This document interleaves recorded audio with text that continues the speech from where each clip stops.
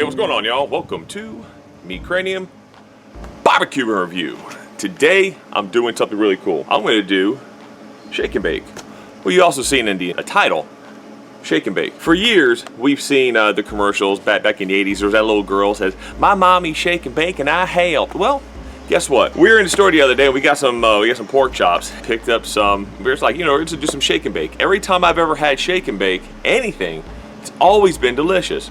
I've never had shake and bake beef. I say, you know what? I'm gonna pick up a beef brisket. So I got a beef brisket flat, and it's got a little bit of a point on it. I'm gonna experiment. I want to do a shake and bake brisket. It's always been good whenever I've done anything else. So I'm gonna give it, and I'm also going to make the shake and bake a little bit more beefy flavor. So I'm gonna add some rosemary and some oregano to the shake and bake mix as well. I'm gonna be seasoning up this brisket today with Heaven Made Products Texas Best Beef Brisket Rub.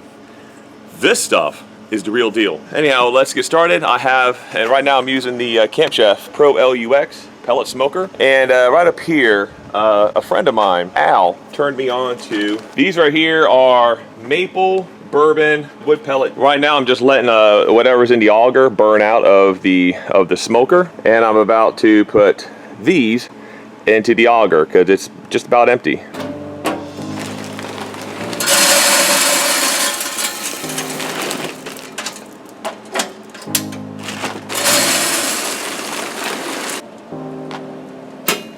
Alright, so I don't know if y'all have just seen that, but when I was pouring the bag in, what a really cool feature of the Camp Chef models that you have a pellet clean out. Well, when I cleaned the old pellets out of there to put these maple bourbon ones in, I didn't close the lever back, and some of the pellets have been pouring out the back. I'll show you. Right there you go.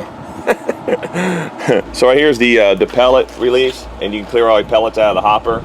And I had it open, but I just started pouring in, so I have some pellets right down there on the floor. A little bit of a blooper, but that's kind of funny. I just want to show you. So here we go. All right, rinsed and patted it dry, but I'm gonna go ahead and spray some water as a binder. There's a little bit of fat on here, a little bit of silver skin. I'm not too really worried about that because when I slice it, it's really not gonna affect the taste at all. Then right here, got a little bit of the point still attached right here. I had the butcher, the meat cutter, who's also my son. Are you guys surprised about that? My son's a meat cutter. Yeah, awesome. So yeah, so my son's a meat cutter, and I had him trim up the fat to about just about a 1/4 inch. A little bit of layer of fat right here, and that's it. So I'm mainly going to concentrate the rub over here, but I'm not really going to do a whole lot of rub because I'm putting that shake and bake on later. Just going to do kind of like a light coating.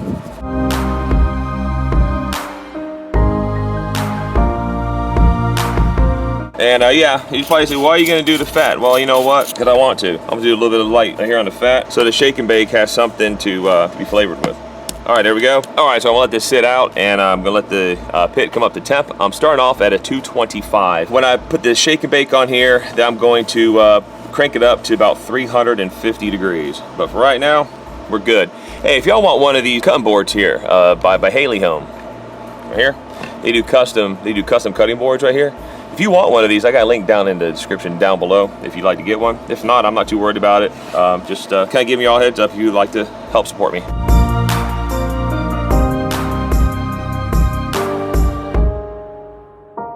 All right, also the pit just hit 225. We're gonna go ahead and get in here. We're gonna go fat side down because the heat source is on the bottom coming up. So I'm gonna put the brisket flat on the bottom. I know some people are fat side up, fat side down.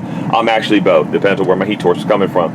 The heat source is coming from the side, like on an offset smoker. I'll put the fat cap up. If it's hanging inside a vertical smoker, I'll just hang it, or I'll put the fat side down if I lay it across the rack. So there you go. That's how I measure how far I need my temp probe to go in. I go about halfway down where the meat is. I mark it off with my thumb, and I just stick it in. Bam. Like that. I'm also going to run an Inkbird probe in here as well. All right, y'all. So these here maple bourbon pellets. These things smell freaking amazing. So just because I'm a Camp Chef guy doesn't mean I'm not going to use Pit Boss or whatever kind of other pellets. To me, pellets are pellets. But those smell absolutely wonderful. Al, thank you. My buddy Al, his wife just got a pellet smoker. And they did a brisket, and we were kind of texting back and forth. He wanted to know my opinion on how to would be the best way to approach some ribs and the best way to approach different kinds of meats in a brisket.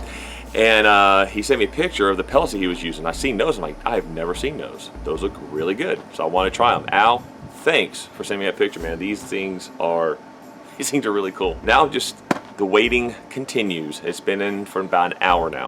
All right, so it's been 1 hour. I'm gonna go ahead and spritz this real quick. That's what it looks like after 1 hour. All right, y'all, so let me get on to this whole lifting the lid up of your smoker. Now, there's a saying that goes, if you're looking, it ain't cooking. I had a comment in my last video. A guy commented, hey, you know, why you lifting the lid and everything else? If you're looking, it ain't cooking. I know it probably looks good for YouTube. Look, I really don't care what looks good for YouTube. But here's the thing. I like to control, I don't like to set a pan of water in there because I'm not sure how much humidity is getting inside there. So if I lift the lid real quick, I spritz with water. I know how much water's going on there. And so that's kind of why I do it with like my Oklahoma Joe Bronco and like a kettle. I'll do it real quick. The heat seems to recover fairly quickly within probably about a good 5 to 7 minutes. That heat recovers. You do lose a little bit of cooking time. I do agree.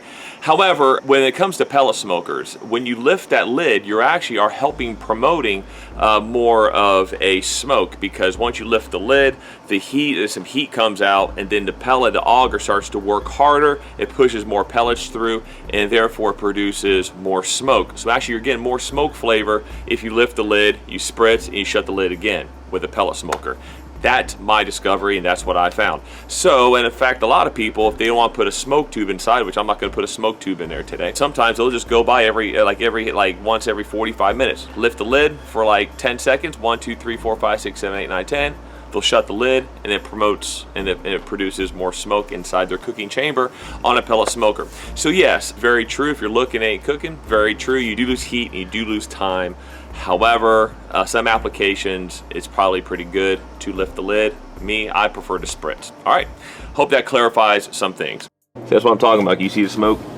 It's starting to smoke now. And that's after lifting the lid. Now it's promoting more smoke. So there you go.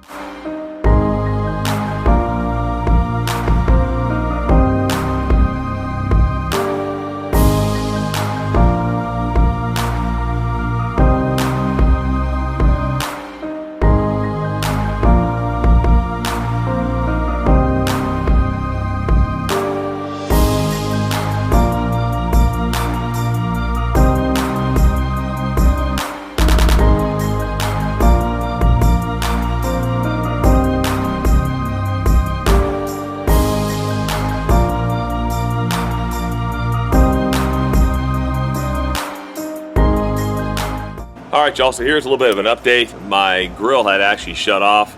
The temperature had gone down in the meat. It went from 169 to 167. I come out here, want to know why it shut off. I go to find out a fire had started in the bottom.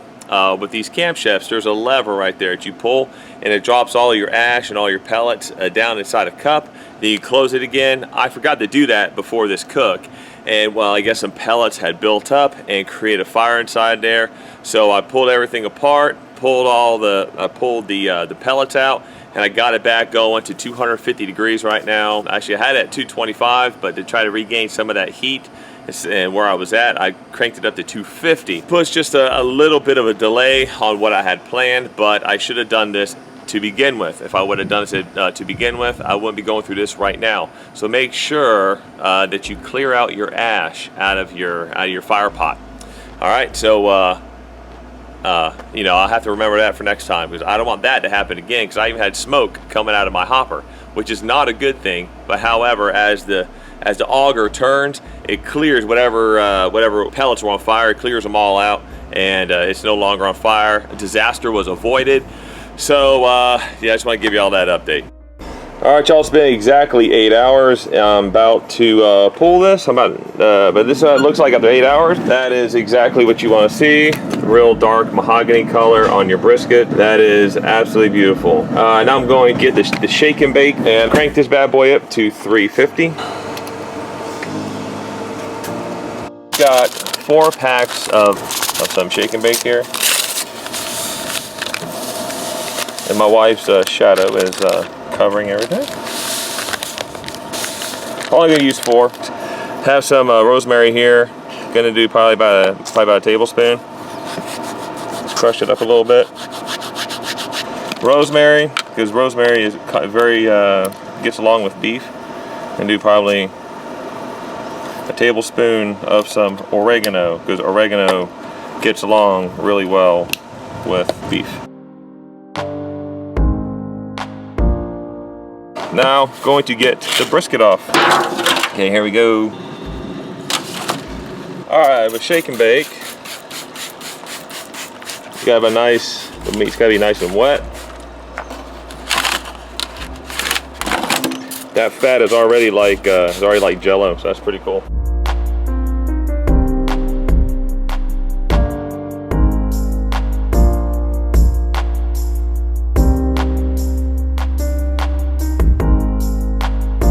All right, time to get it back over on the smoker. Okay, here's the other thing I'm doing. This rack right here, this is what you put like sternos and stuff under, and you put these for like catering and stuff, and you put these pans on top. It's gonna offer quite a bit of space and lift up the brisket. Here we go. And I think it's gonna help it cook a lot better. All right, I'm gonna cook this to internal temperature of about 205. Hopefully it'll be done and shooting for maybe in about another hour. So what do y'all think? You think this is gonna turn out good? I'm hoping. So keep my fingers crossed, and I think this might surprise me, either good or bad, but whatever way, the inside should still be good despite what the outside is. Smoker at 350, internal maybe about 200 to 210, depends on how long I want to wait for. Let's do this. Well, that didn't take long. It has been 1 hour since I put it in. The internal temperature of the brisket is at 205. I'm gonna pull it, I'm gonna sit on the cutting board, I'm gonna let it rest. There you go, shake and bake brisket. All right, so the brisket's been resting now for about a half hour. We're kind of hungry, so we want to kind of eat like now. I think the flies are hungry as well. It's definitely crunchy on the outside. I look at a couple of pictures, so I think the grains are running this way. So I'm gonna go ahead and cut it now.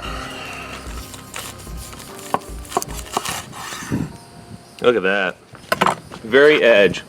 That's how you know if a brisket is juicy. I don't have to squeeze the meat.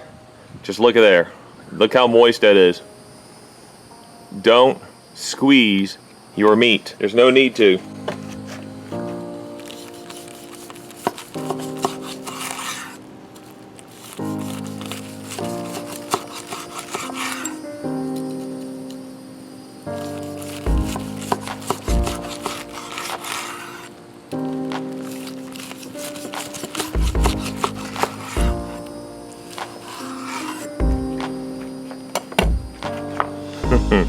I'll be damned. Look at that. That is beautiful. I can't believe it. Shake and bake brisket. Now time for the taste test. All right, y'all, let's give this a try. So here's a piece right here. Probably next time, if I do this again, I'll just go a little bit thinner layer of the shake and bake, because I wasn't sure really how much to really put on there. Probably do a little bit thinner, but here's a piece right here.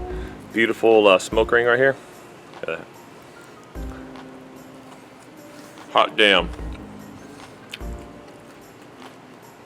If y'all want to try this, instead of wrapping it in foil or paper, shake and bake it. It's flavorful, it's moist, and surprisingly good. So, anyhow, can you shake and bake a brisket? Yes, you can. Anyhow, like, subscribe. I'll see you next week.